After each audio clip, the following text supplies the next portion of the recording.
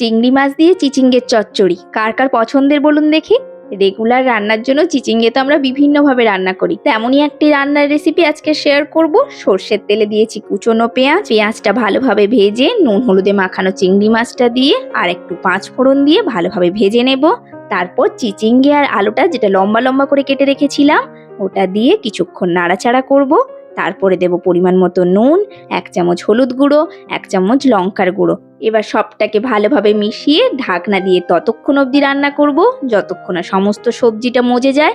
ঢাকনা দিয়ে রান্না করলে সবজি থেকে যে জলটা ছাড়ে তাতেই রান্নাটা হয়, তাহলে পরে জলটা একদম সামান্যই অ্যাড করলে চলে।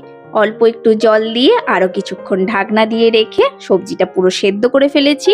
এবার দেব 1/2 চামচ ভাজা মশলাটা দিয়েও ভালোভাবে মিশিয়ে নেওয়ার পর অল্প একটু চিনি দেব।